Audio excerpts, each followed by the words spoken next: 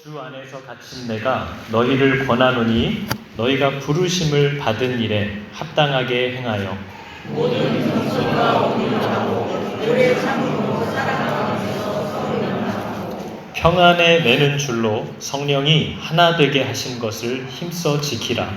몸이 하나요 성령도 한 분이시니 여러 가지 교회가 부르심에 하심을 안에서 부르심을 받았느니라. 이 부르심을 위해서 하나님께서 교회에 어떤 질서를 두셨는지 또 그 직분들은 무엇을 하라고 하신 것인지를 11, 12절 한 목소리로 같이 읽도록 하겠습니다. 시작. 그가 어떤 사람은 사도로, 어떤 사람은 선지자로, 어떤 사람은 복음 전하는 자로, 어떤 사람은 목사와 교사로 삼으셨으니 이는 성도를 온전하게 하여 봉사의 일을 하게 하며 그리스도의 몸을 세우려 하십니다. 아멘. 자, 여러분 좌우로 앞뒤로 인사하겠습니다. 반갑습니다. 잘 오셨습니다. 여러분 지금 저희가 오늘까지 하면 8주째에 걸쳐서 성경이 말하고 있는 교회에 대한 내용을 같이 나누고 있습니다. 성경이 말하는 교회. 그래서 여러분 저희가 이렇게 나와오는 이유는 저희가 지금까지 해왔던 대로 하려고 하는 것이 아니라 하나님께서 성경을 통해서 우리에게 말씀하시는 것 앞에 나아가서 그 말씀하신 대로 하려고 모인 사람들을 성경이 교회라고 얘기합니다. 그래서 세상에서 불러낸 자들이라고 얘기하는 거죠. 세상에서 얘기하는 대로 살려면 그냥 그렇게 사시면 됩니다. 그러나 교회는 하나님이 말씀하신 대로 살려고 하나님이 부르신 사람들의 모임이라고 우리가 이해하고 있는 거죠. 그래서 여러분 이렇게 예배 때 우리가 말씀 앞에 서는 것은요, 저희가 교회론 처음 시작할 때도 얘기 드렸지만 튀긴 음식을 먹으면 몸에 안 좋구나 이것을 배우려고 온 것이 아니고요, 튀긴 음식을 안 먹으려고 나온 겁니다. 그죠? 그게 우리가 부름을 받은 이유예요. 하나님의 생각은 그렇구나 라는 걸 들으러 나온 게 아니고요, 듣고 그렇게 하기 위해서 나온 사람들인 거죠. 그 말은 예배 가운데 하나님이 우리에게 주시는 말씀이 결코 우리에게 그렇게 쉽게 소화되는 말씀이 아닐 거라는 겁니다. 왜냐하면 그 말씀과 내 삶의 자세가 다를 때에 내 삶의 방향과 자세를 돌이켜야 하기 때문인 거죠. 그동안 아주 익숙하게 습관이 되어버린 내 모습을 바꿔야 하기 때문에 아주 처절한 싸움이 되는 일들이 굉장히 많다라는 것을 우리가 이해해야 하는 겁니다. 우리가 지금 8주 동안 들은 것이 뭐냐면요, 하나님이 사람을 당신이 사시는 집, 당신이 머리가 되신 당신의 몸, 이렇게 우리들을 부르셔서 어떤 것이 하나님을 머리로 둔, 그리스도를 머리로 둔 진짜 교회라는 증거인가 하는 것에 대해서 우리가 나눴고요. 그런 진짜 교회들은 하나님이 무엇을 하라고 부르신 것인가, 이거를 우리가 배운 거죠. 그러니까 여러분 이것들이 또 하나도 기억이 안 난다면 불안해하시거나 스스로를 책망하시지 않아도 됩니다. 우리가 그래서 늘 하나님의 말씀 앞에 날마다 서는 거죠. 다시 돌이켜서 기억하고 복기하고 또 말씀 앞에 나아가서 듣고 그렇게 우리가 말씀 앞에 나아가는 겁니다. 하나님께서 우리에게 말씀하신 교회로서의 사명을 감당하기 위해서 필요한 게 뭐냐고 하면 사람이거든요. 사람. 어떤 사람이냐면 하나님을 사랑하는 사람이 필요해요. 그래야 그 사람들이 하나님의 기뻐하시는 뜻을 따라 교회들로 세워져 가고 그 사역을 감당할 수 있기 때문이라는 겁니다. 여러분 오늘 말씀을 나눌 때요, 저희가 일부 예배 때도 했는데요, 이 예배의 자리는 편안한 자리가 아닙니다. 우리가 얘기했듯이 정말 치열한 전쟁의 때이기 때문에 우리가 이렇게 넋놓고 가만히 있다가는 아무것도 남김없이 다 뺏겨버리는 일들이 일어나고요. 제가 예전에도 한번 설교할 때 나눴던 어떤 심리학 용어긴 한데요, 간섭현상이라는 것이 우리에게 늘 일어나거든요. 간섭현상이 뭐냐면요, 우리가 뭔가를 보고 있잖아요. 우리가 뭔가를 듣고 있어요. 근데 그 보이고 들리는 대로 100% 사람이 보고 듣느냐?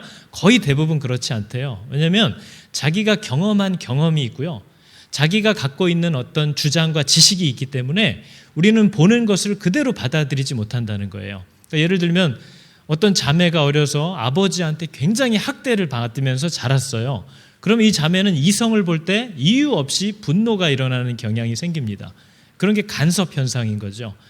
우리가 오늘날 맛있는 음식이 그렇게 많은데도요, 어렸을 때 먹었던 그 분홍 소세지 잘라가지고 계란에 입혀서 이렇게 튀기면, 부치면, 야, 그게 그렇게 맛있었다. 근데 막상 하면 또 그렇게 맛은 없거든요. 근데 그게 맛있다고 느끼는 거는 어린 시절 그 엄마가 해주던 따뜻한 기억과 추억과 이런 것들이 복합적으로 섞여서 그 음식이 참 맛있었지 이렇게 기억하게 하는 거죠. 그게 간섭 현상인 거예요. 우리가 하나님의 말씀을 들으면서요, 오늘 교회가 무엇인가, 교회가 무엇을 위해서 나아가야 하는가를 들으면서도요, 내가 그동안 경험한 교회와 내가 생각하고 주장하고 싶은 교회에 대한 지식이 내 머릿속에 있기 때문에 하나님의 말씀이 곧이곧대로 내 머릿속에 내 귀에 들리지 않는 일이 일어난다는 겁니다. 저 사람은 얘기했는데 거봐 맞지? 이렇게 듣는 일이 늘 있거든요. 부부간에도 그러잖아요. 내가 원하는 대로, 내가 바라는 대로, 내가 평소 주장해온 대로 들리는 경향이 있어요. 얘들아 씻어라. 그럼 테레비 보라고? 뭐 하라고? 하고 자기들 듣고 싶은 대로 들리는 일이 우리 가운데 일어난다는 거죠. 그래서 여러분 성경이 말하듯이 하나님의 말씀이 선포되는 자리는요, 마귀도 그걸 채가려고 난리가 나 있고 우리는 그것을 붙잡기 위해서 치열하게 싸워야지 아이고 덥다 하고 넋놓고 있다가는 금세 그 자리에서 끌려가 버리는 일이 언제나 예배 가운데 일어납니다. 여러분 오늘 우리가 나눌 건 교회의 구조 가운데 하나님이 일하시는 질서, 하나님이 일하시는 방법, 이 직분에 대해서 다음 주 마지막으로 얘기하기 전에 있어야 하는 일이라고 생각을 해요. 여러분 오늘 말씀을 들으실 때에 하나님은 그렇게 일하시는 분이구나 하는 것을 여러분이 직접 고민해 보시면서 발견해 보시기를 바랍니다. 이것이 정말 성경이 얘기하고 있는 부분인지, 내가 오해하고 있는 부분, 내가 잘못 알고 있는 부분들이 어떤 것이 있는지를 잘 주의 깊게 치열하게 살펴보시기를 여러분 바랍니다. 하나님이 언제나 일을 하실 때 우리가 성경을 보면요, 하나님은 혼자 하실 수 있거든요. 하나님은 사람을 필요로 하지 않아요. 하나님이 뭔가를 필요로 한다는 건 그게 불완전하다는 뜻입니다. 하나님은 스스로 완전해요. 그런데 하나님은 사람을 사랑하신다고 얘기하셨고, 그래서 당신이 어떤 일을 하실 때 늘 사람을 불러서 그 일에 참여시킵니다. 하나님은 우리에게 그냥 얘기하실 수 있어요. 그런데 꼭 하나님은 사람을 불러서 그 특정한 사람의 입에 말씀을 주시고 너는 이렇게 말하라 시키시고요, 청중들에게는 너는 저의 목소리를 들으라 이렇게 얘기하세요. 하나님은 나라를 다스리실 때도요, 특정한 사람을 불러서 그를 왕으로 삼습니다. 그리고 너는 나라를, 백성을 다스리라 명령하시고요, 백성들에게는 너는 저 왕에게 순종하라 명령하세요. 이런 일들이 늘 있죠.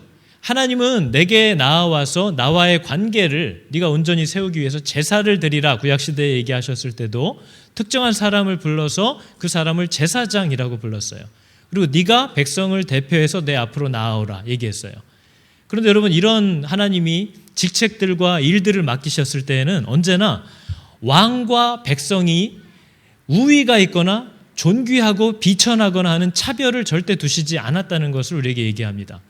왕이 백성을 다스리는 것도요, 하나님이 다스려라 했기 때문에 하나님께 순종하는 의미로 다스리는 것이고요, 왕도 하나님께 순종하는 거예요.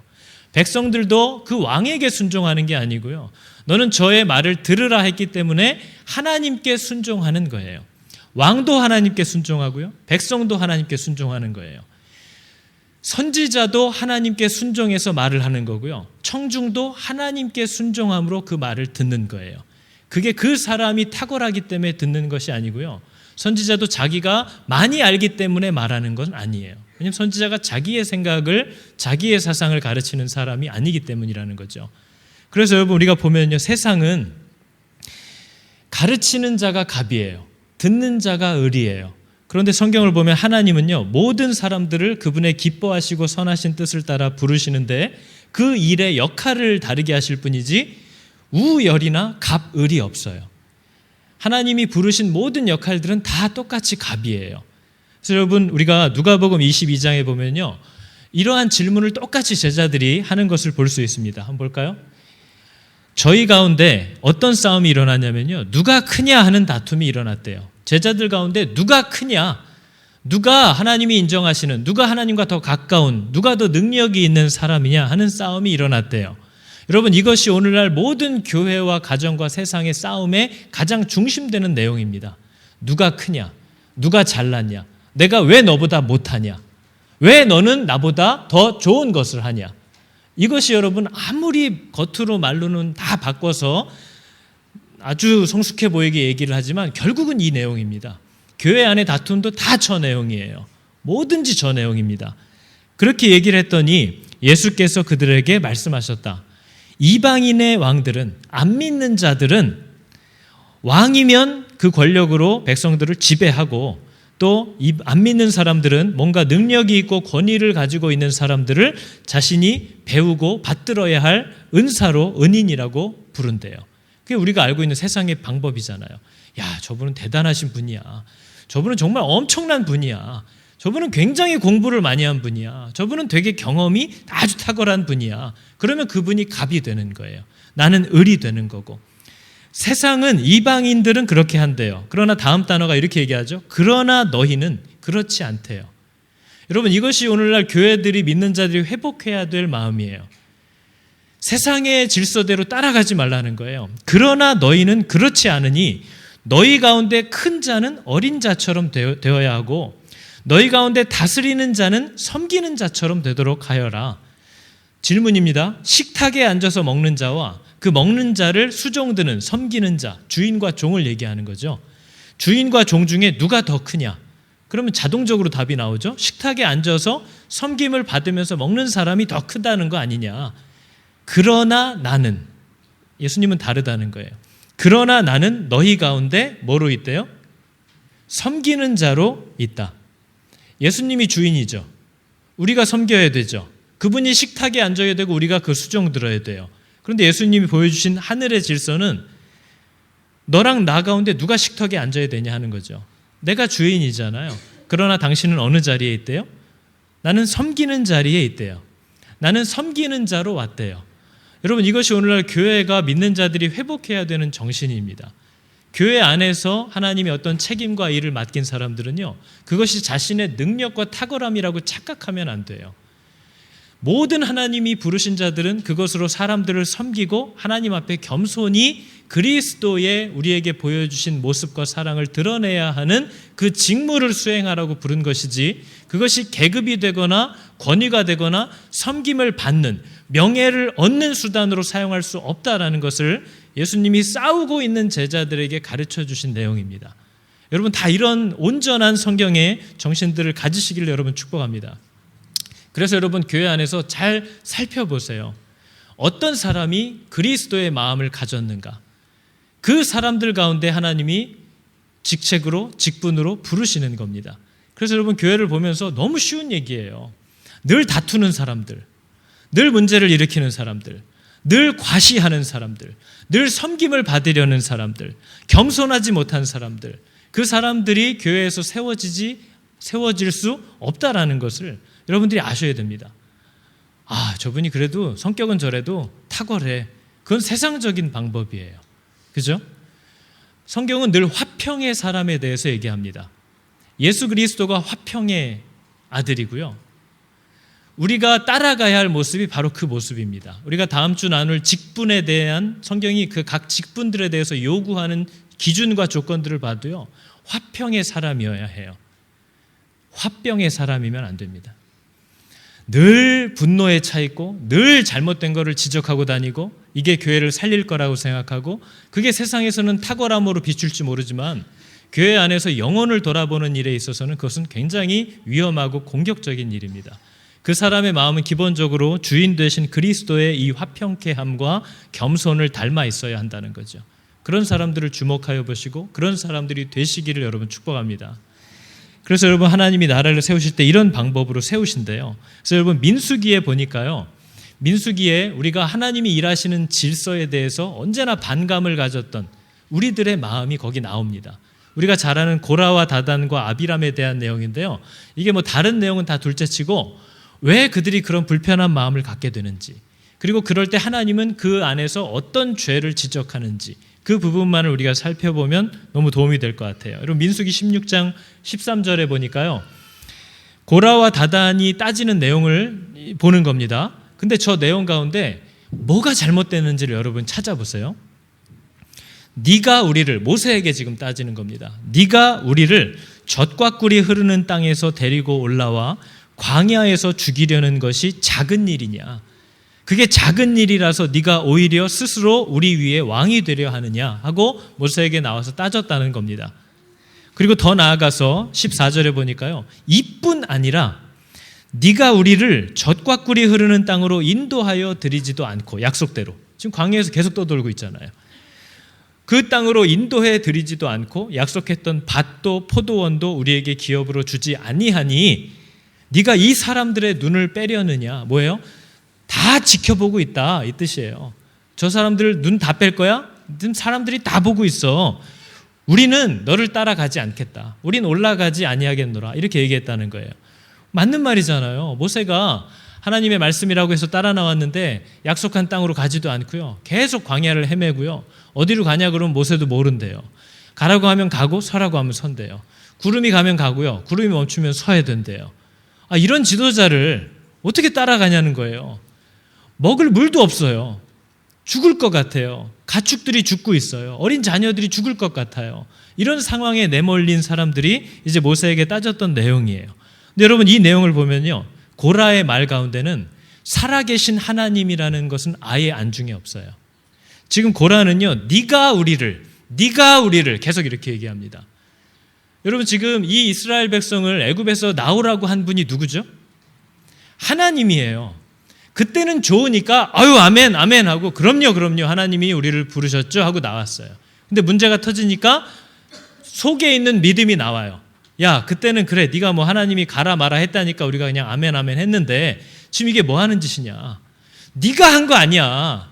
결국 뭐 하나님이 어쨌다 하지만 하나님이 어디 있어. 네가 우리를 데리고 나온 거 아니냐. 그것도 말도 거꾸로 합니다. 죽음의 땅 애굽에서 생명의 땅 가나안으로 하나님이 데리고 나왔다고 했는데 거꾸로 얘기해요. 젖과 꿀이 흐르는 땅에서, 애굽에서 우리를 데리고 나와 광야에서 가나안으로 가는 하나님의 인도함, 그것을 광야, 생명이 없는 땅이라고 얘기해요. 거기에서 우리를 죽이려고 하는 게 작은 일이냐. 그리고 또 나오죠. 이뿐 아니라 네가 우리를 젖과 꿀이 흐르는 땅으로 인도해 드리지도 않고 약속대로 하지도 않으니 내가 너를 어떻게 따라가냐 했다는 거예요. 근데 모세가 그 말을 듣고요, 모세가 한 행동과 모세가 한 말을 보면요, 모세의 말과 행동에는 살아계신 하나님을 인식하고 있는 말이 나와요. 모세가 그런 얘기를 들었을 때 여러분 어떨 것 같으세요? 그 고생을 하고 그 희생을 치르면서 모세가 했는데 이런 일이 터지면 네가 어떻게 감히 나한테, 이렇게 나오겠죠. 근데 여러분, 모세는 시작부터 마지막까지 하나님을 수종들던 자였어요. 뭘 물어보면 하나님께 물어볼게, 잠깐 기다려라, 물어봐요. 모세가 그 말을 듣자마자 했던 일도 그겁니다. 얼굴을 땅에 대고 엎드렸다 하는 거예요. 그리고 나더니 모세가 이런 얘기를 합니다. 하나님이 말씀하신 대로 전하는 거죠. 내일 아침에 여호와께서 이 일에 대하여 판단하시고 우리에게 가르쳐 주신다고 하니 내일 아침에 다시 나아오라. 모세의 말에는 누가 있어요? 하나님이 있어요. 하나님께 물어볼게. 그분이 이렇게 하라고 하신다. 그냥 수종드는 자로서의, 지극히 종으로서의 자세를 갖추고 있어요. 니들이 어떻게 감히, 이런 얘기하지 않아요. 여러분, 이게 교회 안에서 책임을 맡은 자들이 마땅히 가져야 할 태도입니다. 제가 목사인데 내가 이 교회를 어떻게 세웠는데 당신들이 감히, 이것이 맞는 자세인가요? 여러분, 이 교회를 제가 세웠나요? 아멘 하실 분들이 있겠죠. 목사님이 세웠지 뭐, 그럼 누가 세워? 하나님은 없죠. 아유, 뭐 말이 하나님 하지, 지가 세우는 거지. 그게 고라와 다단이 갖고 있던 생각이에요. 하나님이 뒤에 계시다. 하나님이 이 모든 일들 가운데 섭리하고 이 교회를 부르셨고 세우셨고 세워 가실 것이다 하는 믿음이, 그것은 믿음이 없으면 절대로 받아들일 수 있는 내용이 아니에요. 뭐 말은 저렇게 하지만 지가 하는 거지. 사람이 결국 하는 거지. 뭐 하나님이 교회를 돌봐주실 거야. 아유, 결국 성도들이 돈 내는 거 갖고 돌아가는 거지. 그게 이방인들의 믿음이에요. 그게 하나님은 안중에 없는 사람들의 나쁜 게 아니라 지극히 자연스러운 반응이라는 거죠. 그러나 교회들은 그와 다르다는 거예요. 모세의 말에는 하나님이 있어요. 그래서 여러분, 다 들고 일어난 그 고라와 다단이 혼자 일어난 게 아니고요, 회중 가운데 유명한 족장 250인과 함께 모세에게 나와서 따진 겁니다.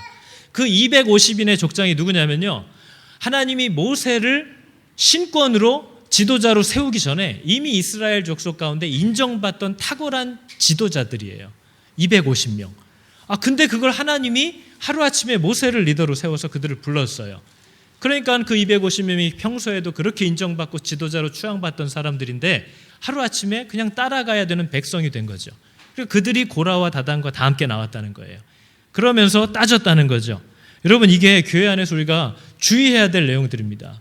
여러분, 교회 안에는요, 회계사도 있고요, 변호사도 있고요, 건축을 오래 하신 분도 있고요, 한평생 한 회사를 꾸려왔던 CEO도 있고요, 요리사도 있어요, 학교 선생님들도 있어요, 교육학, 상담학을 전공하신 분들도 교회 안에 다 있어요. 그런데 여러분, 교회 안에서 세워지는, 하나님이 부르는 사람들은 다 그 전공을 따라서 세워지지 않습니다. 그죠?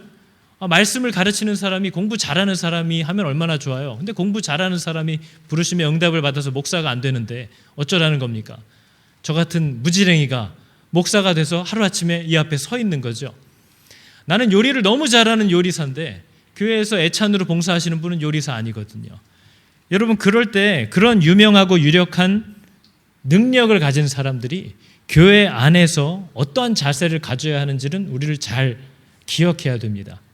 우리는 하나님이 세우신 그 세운 질서를 따라서 따라가고 순종하고 돕는 것이지, 각자의 능력을 따라서 하나님의 세우신 자와 자신의 능력을 비교하면서 그를 무시하는 것은 굉장히 위험한 일이라는 것을 이 부분이 얘기해 주는 거죠. 교회에서 많이 일어나는 일이거든요.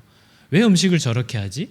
왜 행정이 저렇지? 행정가가 보기에 교회 행정이 얼마나 우습겠습니까? 예? 교육 전문가가 보기에 주일학교가 얼마나 허술해 보이겠어요. 그러면 그 사람이 나와서 섬기면 되잖아요. 그러나 하나님이 부르신 자들은 꼭 다르다는 거예요. 그리고 하나님은 희한하게도 전문가보다 하나님의 부름에 순종하는 사람들을 통하여 더 놀라운 일들을 행하시는 것, 가진 자들을, 배운 자들을 부끄럽게 하시는 것, 그것이 늘 하나님이 해오셨던 일이라는 거죠.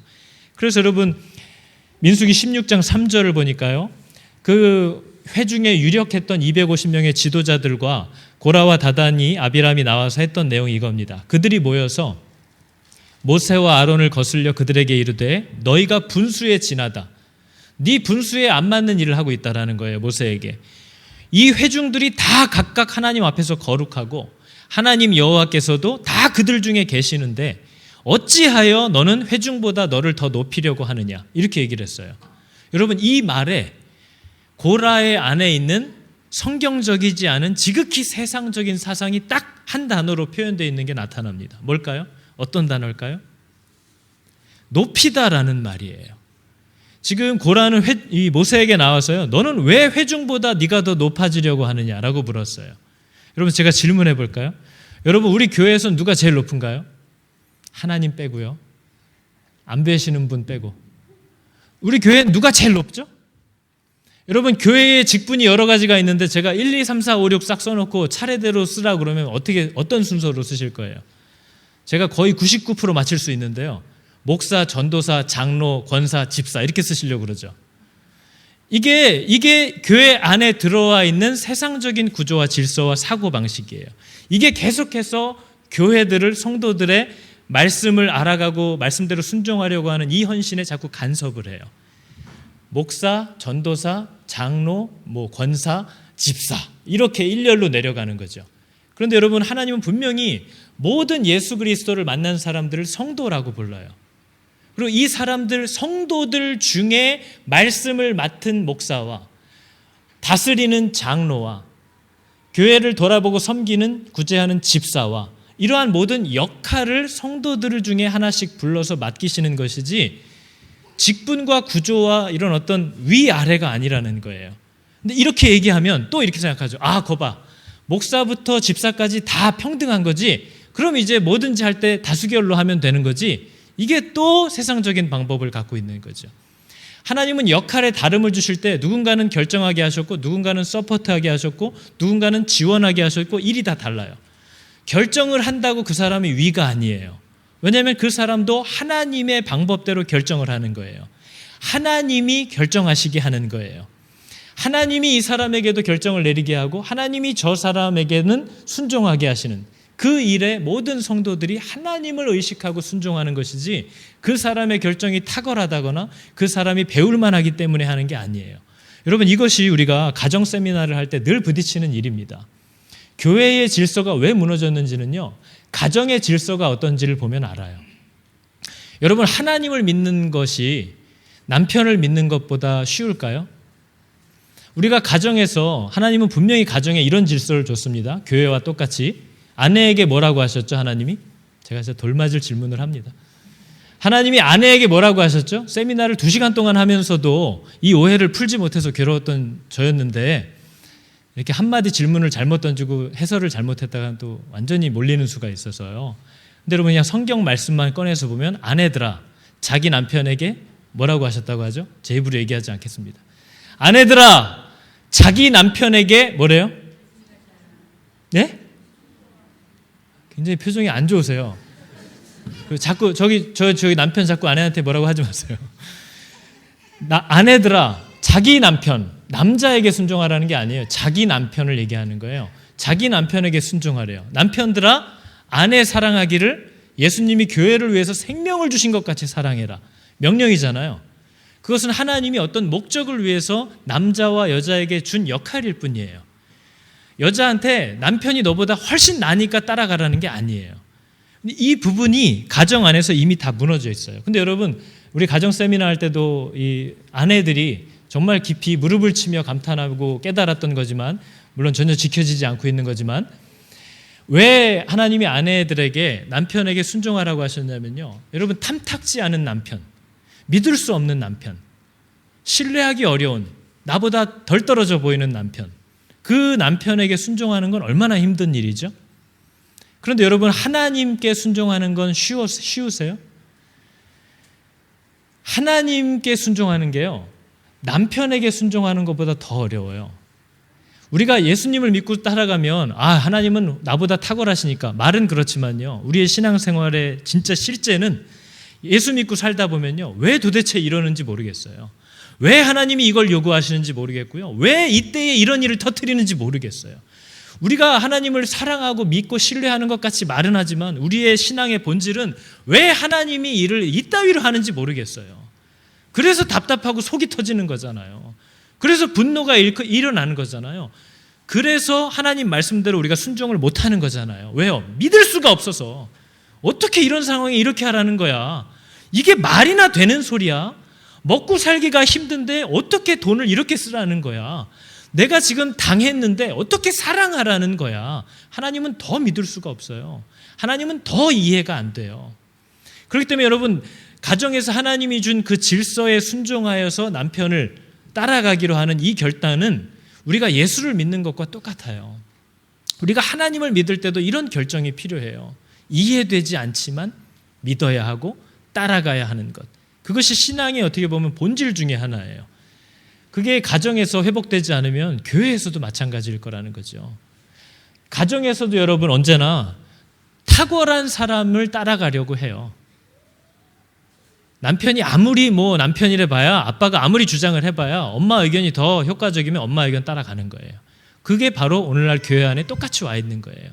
하나님이 누구를 어떤 역할로 세웠던, 내가 볼 때 저거 나보다 못하면 저거 따라갈 필요 없는 거야. 그게 우리가 구약에서 보는, 신약에서 보는 하나님이 교회에 두신 질서를 알지 못하는 행동들이라는 거죠. 여러분, 졸리십니까? 잘 때가 아닙니다. 주무실 때가 아니에요. 다시 들으셔야 돼요. 늘 들으셔야 돼요. 우리가 하나님이 교회에 두신 질서를 들을 때 세상적인 자세를 가지고는 이해할 수 없는 일들이 많다고 제가 말씀드렸잖아요. 그래서 말씀을 보는 거죠. 그래서 말씀으로 돌아가는 거죠. 그래서 여러분, 우리가 가정 세미나를 할 때도요, 아내들에게 했던 하나님의 위로는 베드로전서 3장에 나오는 이 말씀입니다. 왜 아내들에게 믿을 수 없는, 그리고 따라가 봐야 손해볼 게 분명한 남편에게도 순종하라고 하는가 하는 것에 대해서 이렇게 얘기하죠. 아내들아, 이와 같이 자기 남편에게 순종하라. 이는 혹 말씀을 순종하지 않는 자라도, 하나님을 모르는 남편이라 할지라도 아내의 말로 말미암지 않고 그 아내의 행실로 말미암아 구원을 받게 하려 함이래요. 근데 그 행실이 뭐냐? 남편에게 잘하는 행실이 아니고요, 하나님을 두려워하며 늘 하나님의 말씀대로 자신을 정결하게 하려는 그 아내의 행실을 보고 남편이 하나님이 진짜 계신가 하는 것을 고민하게 한다는 거죠. 이 아내는 남편이 잘나서 따라가는 게 아니고요. 하나님이 이렇게 하라고 하셨어 하고 따라가려고 하는 그 아내의 하나님을 두려워하고 스스로를 정결하게 하려고 하는 그 행위, 그것이 아내를 그리스도의 형상으로 완성해내고 남편을 구원할 수도 있는 하나님의 그 교회로서의 사역을 감당케 할 수 있기 때문이다 하는 걸 가르쳐 주는 거죠. 남편과 아내의 우열이 있기 때문이 아니라는 거예요. 여러분, 오늘날 남편이 힘든가요? 아내가 힘든가요? 그럼 이미 답은 나왔죠. 그러나 그렇지 않다는 거예요. 하나님은 남편에게, 아내에게, 부모에게, 자녀에게 다 각자에게 맞는 짐과 책임과 은혜를 주세요. 비교할 수 있는 게 아니에요. 근데 오늘날 이걸 계속 비교하죠. 세상은 이걸 계속 비교하게 해요. 그래서 아내들로 하여금 남편을 저거 신뢰할 수 없는 거, 그냥 내가 돌봐줘야 하는 녀석, 이렇게 이해하게 만드는, 가정이 다 깨뜨려지게 만드는 일들을 하게 하는 거죠. 그 가정을 세우시고 인도해 가시는 하나님을 염두에 두지 못하는 거예요. 어떤 탁월한 결정을 쫓아가느냐가 가정을 살리는 게 아니고요. 하나님이 가정에 두신 질서대로 살아가려고 하는 남편과 아내의 순종에 의해서 그 가정이 살기도 하고 죽기도 하는 거예요. 탁월한 결정과 기회를 잡느냐 못 잡느냐가 아니에요. 그 모든 것이 여호와께로부터 오기 때문에 그분에게 누가 순종하는가가 계획이라는 거죠. 그리고 여러분, 가정에서도 그렇지만 교회도요, 뭔가 일이 탐탁치 않은 것 같죠. 그러나 하나님의 계획은 언제나 완벽합니다. 우리가 오늘 그 필리핀 단기 선교 갔다 왔던 청년들이 영상과 선교 보고를 간단하게 하는데요. 선교팀이 갔다 와서 한 내용들을 이렇게 들어보니까요, 강도사님과 선교팀이 6개월 동안 준비했던 여러 가지 프로그램들도 물론 은혜가 있었겠지만 자기들은 생각지 않았던 사건과 하나님의 만지셨던 일들이, 선교팀의 계획이 있었는데요, 하나님의 계획이 또 그 안에 따로 있는 거예요. 그것이 필리핀과 선교를 간 이 선교팀 전체에게 은혜를 주었다는 거예요. 교회가 하는 일이 어수룩해 보일 수 있어요. 탐탁치 않아 보일 수 있어요. 그러나 하나님이 교회에 두신 질서를 따라 모두가 하나님께 순종하는 심정으로 하나가 되려고 할 때에 하나님은 눈에 보이는 그것 이외에 더 강력한 프로그램들과 계획을 갖고 계시다는 거죠. 그것이 결국 우리를 만드는 힘이 된다 하는 것을 얘기하고 있어요. 그래서 여러분, 가정도요, 내가 할 수 있는 일이 있고 내가 할 수 없는 일이 있다라는 그 한계를 기쁘게 받아들여야만 가정이 돌아가요. 아내에게 맡긴 일은 아내가 하게 둬야지, 왜 이렇게 짜? 왜 이렇게 밥이 질어? 왜 이렇게 집이 더러워? 남편이 모든 아내의 일에 다 간섭하기 시작하면 가정이 힘들어질 수밖에 없어요. 아내가 남편이 해야 될 일에 너무 간섭하기 시작해도 어려워져요. 부모가 자식의 삶을 일일이 다 들여다보면서 체크하려고 그럴 때 자식과 부모의 관계가 깨져요. 이처럼 가정도요, 각자에게 주어진 한계를 인정해야만 가정이 살아나요. 교회도 똑같다는 거예요. 그리고 여러분, 가정은요, 각자에게 맡겨진 역할의 기쁨으로 순종할 때 그 가정이 아름다워져요. 남편의 모습과 상관없이 아내가 아내로서의 섬김과 사랑을 나타내려고 할 때 그 가정에 소망이 있다는 거죠. 교회도 각자에게 주신 은사와 맡긴 부르심을 따라서, 또 교회가 임명하고 맡긴 역할을 따라서 기쁨으로 그 역할에 순종할 때에 그 안에 기쁨과 회복의 능력이 있을 수 있다는 거죠. 가정과 교회는 똑같아요, 여러분. 하나님이 주신 한계와 질서들을 우열로 여기지 않고 역할과 분담으로 여기고 힘써 성령께서 하나 되게 하신 것을 지키려고 하는 것, 그게 가정을 지키고요, 그게 교회를 건강하게 한다는 거죠. 그래서 여러분, 교회라는 것은 살아계신 하나님, 지금도 이곳에 함께 하시는 하나님, 불완전한 사람들을 통하여 완전하게 일을 해내고야 마실 하나님, 그 하나님을 인정하는 믿음이라는 것이 없이는 절대 교회는 교회답게 일할 수 없다라는 겁니다. 여러분, 믿으십니까? 여러분은 하나님을 믿으시나요? 그래서 그 하나님을 믿기 때문에 신뢰할 수 없는 불안한 내 남편을 존중하면서 따라갈 수 있겠느냐? 하나님을 내가 신뢰하기 때문에 도저히 사랑할 수 없는 아내를 그리스도와 같이 사랑하려고 하면서 갈 수 있겠는가? 도저히 내 자식이 물가에 내놓은 것 같아서 저걸 어떻게 내가 떠나보내나 하는 그 자식을 하나님을 신뢰하여서 그에게 기회를 줄 수 있고 믿음을 줄 수 있는 이런 일들을 우리가 할 수 있겠는가? 그게 여러분 가정에서도 필요한 일이고 교회에서도 우리가 해야 되는 일이라는 걸 얘기하는 거죠. 그래서 오늘 본문을 보니까 하나님이 이런 일들을 위해서 직분을 두셨대요. 하나님이 하나님의 방법대로 일을 하신대요. 그런데 이것을 신뢰하지 못하면요, 그때부터 교회는 다수결로 갑니다. 다수결의 의미가 뭐예요? 몰라. 하나님이 세웠고 우리가 그걸 인정해서 그 역할을 맡겼는데 하는 일을 보니까 도저히 아닌 것 같아요. 저거 불안할 것 같아요. 물론 진리에 어긋나는 거면 당연히 그건 건드려야 되는 거지만 뭔가 효율적이지 않아요. 비효율적이에요.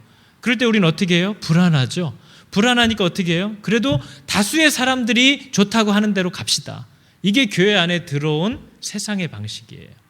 그러나 여러분이 직접 공부를 하면서 보십시오. 하나님이 교회를 어떻게 이끌어 가시는지, 바울이 사도들이 교회의 지도자들을 다수결로 세우는지 임명하는지 보시라는 거예요.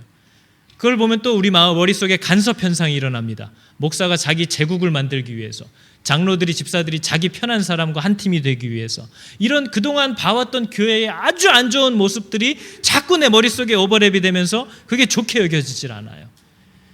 그것이 우리가 여러분 싸워야 될 일인 겁니다. 목사에게 트라우마를 가진 사람은 목사가 앞에 서서 목소리를 높이는 것 자체에 경악을 해요. 그 자체로 마음을 닫아버려요. 교회에서 상처가 있는 분들은 교회에 오는 것, 교회에서 하는 모든 일들에 마음이 열리지 않아요. 이것이 우리가 싸워야 될 일이라는 거죠. 싸워야만 해요.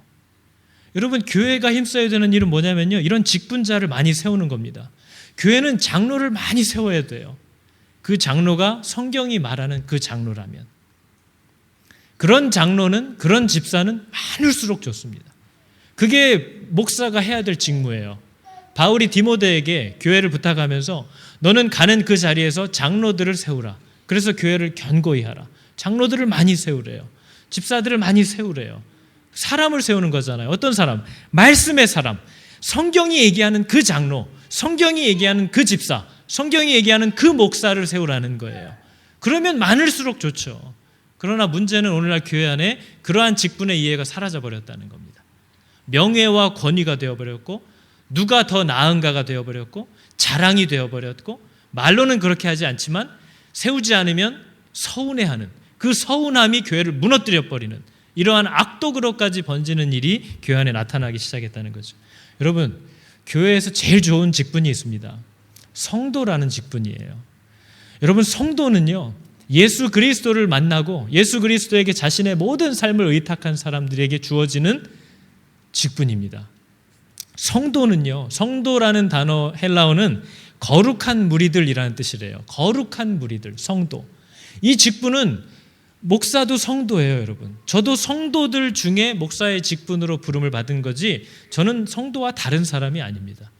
다 똑같아요. 성도, 거룩한 무리들. 근데 여기 거룩한 무리라고 할 때 거룩한의 단어가 하기오스라고 되어 있대요. 근데 그 하기오스의 뜻은 신에게 드리기 위해 구별된 물건 혹은 사람이라는 뜻이래요. 하나님께 드려지기 위해서 구별된 물건이라면 얼마나 정결하고 좋은 것으로 했다는 거예요.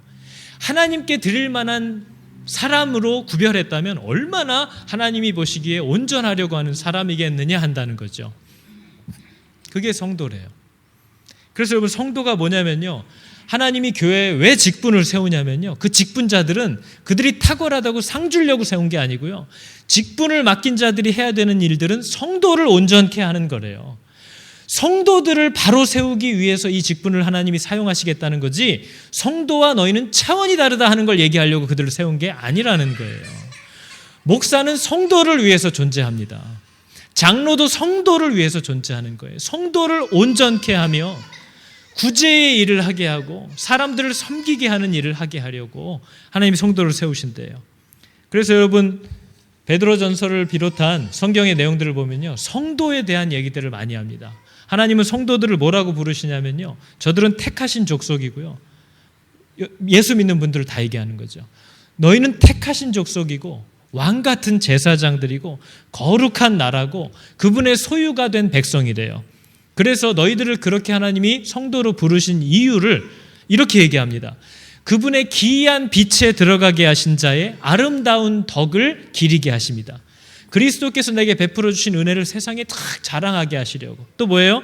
에베소서 1장 6절은 그의 사랑하시는 자 안에서, 예수 그리스도 안에서 우리에게 거저 주시는 바 하나님의 은혜의 영광을 찬미하게 하시려고 성도들에게 은혜를 주신대요. 교회의 최고의 직분은요, 여러분, 성도예요. 교회의 모든 일을 누가 하냐면요, 성도가 하는 거예요. 직분은 뭐예요? 직분은 이 교회 안에서만 필요한 거예요. 밖에 나가서 장로님, 목사님 아니에요. 누가 우리를 장로, 목사라고 부릅니까? 우리는 여러 성도들을 온전케 하기 위해서 그 책임과 직무로 섬기라고 세운 일꾼들이지 종들이에요. 세상에서 아무도 우리를 가르쳐주지 않습니다. 목사가 가가호호 방문하면서 하나님의 말씀으로 명령하고 가르치지 못합니다. 목사는 오직 교회에서 가르치죠. 이 말씀을 듣기 원하는 자들과 하나님을 만나고 싶어하는 마음이 시작된 자들과 하나님을 주인으로 모시고 살아가겠다고 결단한 성도들에게 말씀을 전하는 자가 목사고 그들을 다스리고 치리할 수 있는 자가 장로지, 세상의 빛과 소금이 되어 실제적으로 싸우고 일하는 사람들은 다 성도들이라는 거예요. 물론 저도 포함되어 있죠. 성도를 온전케 하는 일, 이게 교회가 하는 일이고 이 일을 위하여 하나님이 교회에 직분을 두셨다는 거죠. 일꾼을 두셨다는 거예요. 그러니까 여러분, 우리 교회 직분자들은 정말 겸손의 사람이어야 되고 화평의 사람이어야 되고 종노릇하는 자들이어야 됩니다. 물질로, 시간으로 사람과 교회를 섬길 수 있는 자들이어야 돼요. 여러분, 그런 분들 다 되시기를 축복합니다. 성도로서 아름답게 사셔야 돼요. 그런데 혹시 그에 더하여서 그리스도의 몸된 교회를 위해서 나 자신을 거룩한 제물로 드리고 싶다라는 열망에 사로잡힌 분들이 계시다면 직분을 사모하시라는 거죠. 우리가 다음 주에 나눌 내용입니다. 사람이 직분을 사모한다라고 한다면 그 사람은 하나님을 향한 큰 열망에 사로잡힌 것이 분명하다. 바울이 하는 얘기입니다. 야, 어떻게 직분을 사모할 수가 있을까? 저 험한 걸, 저 괴로운 걸, 저 힘든 걸, 직분을 사모하는 걸 보니까 정말 하나님을 사랑하는 자구나. 이게 그 당시 직분에 대한 이해예요. 근데 오늘날 우리는 자랑하려고, 인정받으려고 직분을 사모하게 되었다는 거죠. 그러한 불순한 동기들에 대하여 하나님께서 아나니아와 삽비라에게 하셨던 것 같이 하시기를 우리는 간절히 바라야 됩니다. 그렇게 교회가 정결해지고 거룩해지기를 원해야 한다는 거죠. 그래서 여러분, 다음 주에 마지막으로 하나님이 교회에 성도를 온전케 하는 이 일을 위하여 어떤 직분을 두셨는지를 볼 거예요. 그 직분에게 어떤 기준과 어떤 사명에 힘쓰라고 하나님이 얘기하셨는지도 우리가 볼 거예요. 여러분, 다음 주에 그걸 보시면요, 오늘날 교회들이 얼마나 하나님의 그 명령에서 멀리 떠나버렸는지를 알 수 있습니다. 오늘날 왜 교회들이 몰락하고 있는지를 금방 아실 수 있어요. 하나님의 말씀을 우롱하고 사람을 위한 체제로 다 바꿔버렸기 때문이에요. 그래서 여러분, 다음 주에 직분에 대한 온전한 이해를 가지고 그 직분을 사모하게 되는 마음을 하나님이 우리 교회 안에 많이 부어주셔서 저는 우리 교회 안에서 많은 목사들이 일어났으면 좋겠고요. 우리 교회 안에서 정말 성경이 말하는 건강한 장로님들이 많이 세워지기를 열망합니다. 그러한 집사님들이 많아지기를 원합니다. 그 일을 위하여 말씀을 전하는 자와 그 말씀으로 받아서 순종하려는 우리 모든 회중이 바로 그러한 자들을 위하여 기도하고 그러한 자들을 세우고, 그렇지 않은 세상의 방법들로 사람들이 세워지지 않도록 파수꾼처럼 눈을 뜨고 불아리고 쳐다보고 해나가야 한다는 거죠. 여러분, 레위인이 했던 일 가운데 하나가 뭐냐면요, 성막을 지키거든요. 성막을 지키는데요, 성막에 누구든지 허락받지 않고 가까이 오면 칼로 죽이는 것이 레위인이 하는 일입니다. 왜냐하면 성막에 있는 모든 집기와 재료와 도구와 놓여있는 장소들과 색깔, 이런 것들은요, 하나님의 성품과 모습을 드러내요. 그래서 성막은 절대로 만져지거나 변형되면 안 돼요. 그래서 성막은 오직 레위인들만 다룹니다. 만약에 누구든지 허락받지 않고 성막에 다가오면 레위인은 그 사람을 죽일 권리가 있습니다. 그것이 바로 오늘날 말씀을 맡은, 하나님의 비밀을 맡은 모든 성도들이 가져야 할 자세입니다. 누구든지 하나님이 명령하신 것을 바꾸려고 할 때 그 사람을 치리하고 가까이 오지 못하게 하는 것, 그게 목사가 해야 될 일이고 장로들이 해야 될 일이고 집사님들이 그 일을 위하여 섬겨야 하는 일이라는 거죠. 여러분, 하나님은 가정에 그러시듯이 이 교회에 질서를 두셨습니다. 그것은 우열이 아닙니다. 그것은 하나님의 기뻐하시는 뜻을 따라 선택하신 것이고 임의로 정하신 것이고 누구든지 그 정하신 것에 순종하는 자를 하나님은 기뻐하십니다. 누구도 자랑할 수 없어요. 나는 섬기려 온 것이, 나는 다스리려 온 게 아니래요. 예수님이 아까 얘기하셨죠. 나는 섬기는 자 중에 있노라. 그게 모든 맡은 자들이 가져야 할 마음이라는 것을 기억하시고 하나님의 방법대로 거룩한 무리들이 다 되시기를, 성도가 되었다는 기쁨을 만끽하시면서 성도로서의 삶을 힘있게 살아가실 수 있는 저 여러분 다 되시기를 축복합니다. 우리 같이 기도하겠습니다. 저희가 찬양이 있는데 오늘 더 늦어질까 봐 뒤에 선교 보고가 있으니까요. 찬양은 따로 하지 않겠습니다. 우리 이렇게 기도할까요? 하나님, 우리 가정에 두신 질서를 회복하게 나를 도와주십시오. 남편과 내 아내와의 관계를 하나님이 성경대로 회복하여 주시기를 원합니다. 내가 그렇게 순종하며 나아갈 수 있기를 원합니다. 하나님이 가정에 어떤 질서를 주셨는지를 말씀으로 배우기를 원합니다. 양육받기를 원합니다. 우리 교회들의, 이 땅의 교회들에게 하나님이 주신 질서들을 내가 알기 원하고, 그것이 사람을 드러내기 위한 것이 아닌 하나님의 뜻을 따라 임의로 세워졌고 순종하는 모든 자들을 하나님이 기뻐하시는 공평하고도 온전한 하나님의 일하시는 방법임을 우리로 알게 하여 주시옵소서. 내 안에 있는 잘못된 세상의 방식과 질서들이 다 소멸되고 성경이 말하는 바 하나님이 이야기하신 대로 내 삶과 내 가정과 이 교회를 세워가고자 하는 열망이 아버지 우리 가운데 풍성히 부어지게 하여 주시옵소서. 우리 같이 기도하겠습니다. 하나님 감사합니다.